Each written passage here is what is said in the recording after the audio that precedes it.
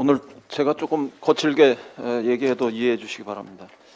어제 그 양금덕 할머니께서 지금 대통령이 대체 어느 나라 사람이냐, 누구를 위한 것이냐, 이렇게 절규하셨습니다. 정말 참담한 심정이었습니다. 해법이라는 주장은 한마디로 궤변이고 제2차 경술국치, 을사능약이라는 표현이 더 정확할 것 같습니다. 스스로 철회하지 않으면 역사는 윤석열 정부를 매국의 길, 유연의 길, 신친일의 길로 간 정부다, 이렇게 기록할 것입니다. 가해자의 사과도 배상 참여도 없습니다. 일본 정부와 전범 기업은 팔짱 끼고 있는데 한국 정부가 알아서 면죄부를 발급한 것입니다. 나라 팔아먹은 제1차 매국에 이어서 역사를 팔아먹은 제2차 매국이나 마찬가지다, 이런 비판을 똑똑히 듣길 바랍니다. 역사의식의 부재, 무지의 소치로만 이해하기도 좀 어렵습니다. 작년 유엔 총회 무대에서 대통령과 정부가 보여주었던 그 기막혔던 장면, 약속된 일정들이 분명히 있었을 텐데 일본 총리가 있는 곳까지 찾아가서 정상회담을 통사정한 듯한 그런 모습이 지금도 생생합니다. 급기야 한술 더 떠서 일본 정부의 입장을 대변했고 우리 국민의 자존감은 땅바닥에 주저앉혔습니다.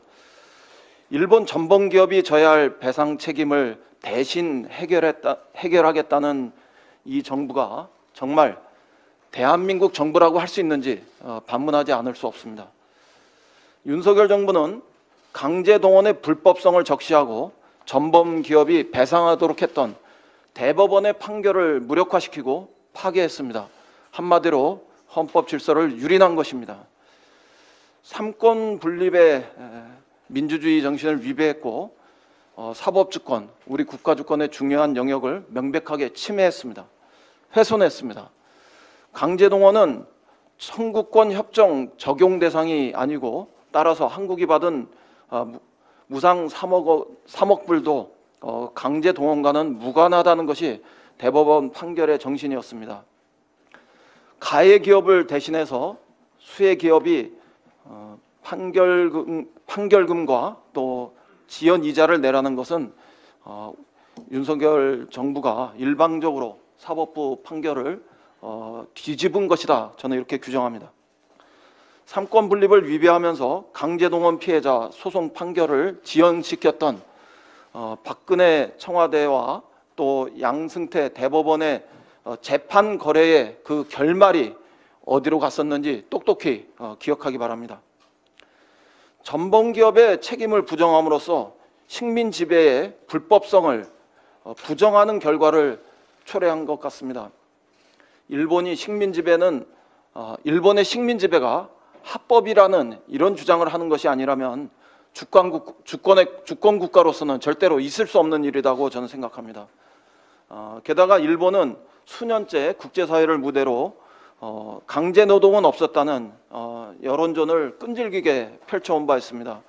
한국 정부가 나서서 이런 일본 우익의 주장에 힘을 실어주고 보편적인 인권 침해와 또 노동 착취의 부당성을 역으로 정당화하는 데 일조한 꼴이 아닌지 절대로 해서는 안 될 일을 한 것이다, 이렇게 단정합니다. 이 정도면 신친일의 길을 가는 정부다, 이렇게 불러도 과언이 아닐 것 같습니다. 철저하게 일본 입장에서 우리의 삼권 분립, 헌법 질서를 훼손했습니다. 또 피해자 인권을 짓밟았습니다.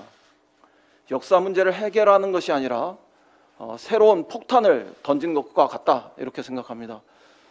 친일 종족주의를 선동했던 일본 장학생들에게 그들의 준동에 손뼉을 쳐준 것과 마찬가지입니다. 결코 해법이 될 수 없는 방안을 들고 나와서 결단인 양 포장하는 것도 모자라서 또다시 문재인 정부를 탓하기도 합니다. 힘들었지만 우리 국민과 함께 소재, 부품, 그리고 장비 산업의 이른바 소부장 산업의 독립의 길을 개척했던 문재인 정부 탓을 하는 모습을 보면 정말 못나도 참 못난 정부다, 이렇게 생각이 듭니다.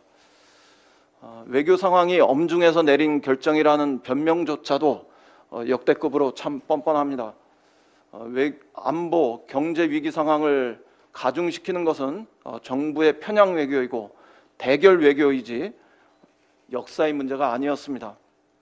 정부의 해법이라는 게 실상은 한미일 군사동맹을 추진하는 미국과 일본의 이익에 발맞춰서 역사 문제점은 언제나 버려버릴 수 있다는 것 아닌지 의심스럽습니다.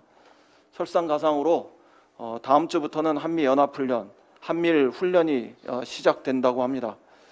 정부가 강제동원 피해자 해법의 정당성을 한치라도 더 주장하고 싶다면 당장 다음 주부터 한반도 정세가 최악의 상황으로 또 긴장으로 치닫는 것을 막기 위해서 어떤 노력을 할 것인지부터 정부는 그 입장을 분명히 밝혀야 할 것입니다.